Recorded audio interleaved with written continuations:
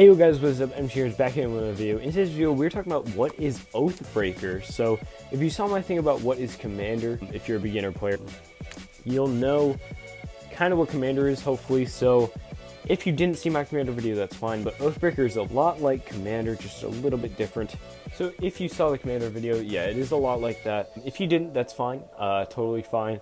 You'll still be able to understand hopefully smoothly with this one. So if you're wondering why I have earbuds in, I'm using the microphone that's right by my ear. Before we jump into this, if you don't know how to play Magic, make sure you know how to do that first, because that's not what I'm explaining here today. I'm explaining what is Oathbreaker and how to play Oathbreaker, not how to play Magic. That being said, let's jump into this. So Oathbreaker is just like Commander, except you make 60 card decks instead of 100. So you make a 60 card deck, all cards have to be different. You can only have one copy of each card in the deck. However, you can have as many basic lands as you want.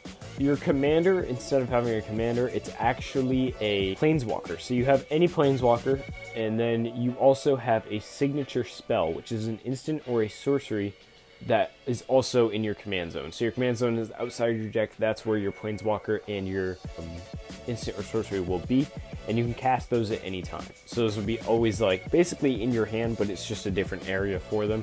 So any cards that affect the command zone, that they could be affected by them. So that is how that works. So you build your 60 card deck, and then from there, play just as normal. So like I said, one copy of every card in the deck. You have one planeswalker and one signature spell. Those usually correlate to each other. If you haven't seen it already, I have a Huatli Oathbreaker budget deck that you can check out after this video. You'll kind of understand what I mean with the planeswalkers and how they correlate with each other. Generally, your planeswalker and or signature spell will help your deck get to where it needs to go to win the game, because that's generally how that works. They're basically how your deck works, I guess. So it would be a good way of explaining it. So yeah, just like Commander, except it's 60 cards, one copy of every card in the deck. And then from there, everything else is just as normal. 60 cards, that being 58 cards in the actual deck, and then 2 cards on the outside. Before you make your decks, make sure that the cards are not banned or anything, because there is a bit of a restricted limit on what you can play in it. But just check to make sure before you actually play. Or you can play banned cards with your buddies if that's how you guys are playing. I guess we're not having that up there anymore. So from there, everything else is the same. Your draw turns are the same. I mean, your drawing works the same. Turns work the same. There is the new mulligan rule. That is the mulligan rule for everything, so it includes Oathbreaker. That is how you mulligan.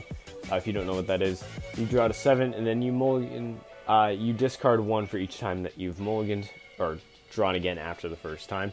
So if you draw your 7, you don't like it, you throw it back, you draw another 7. Then if you like that one, you throw 1 back, and then 2, and then 3. So that's just how that works.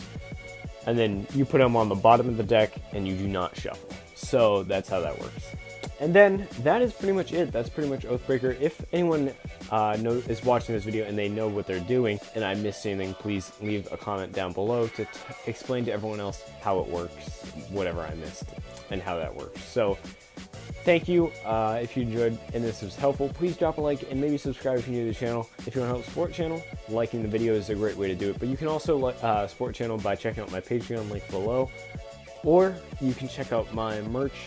And you can also check out Ink to Gaming. They have amazing playmats, sleeves, dice bags, everything you could think of for your gaming needs. They have all the stuff, and it's absolutely amazing. Go check them out. If you use code MTGnerds10 at checkout, that's MTGnerds10, all caps, you get 10% off your purchase, and you're helping support the channel as well. So thank you guys. I appreciate you guys for watching. I'll see you guys on the next one. Hopefully this was helpful. Peace out, guys.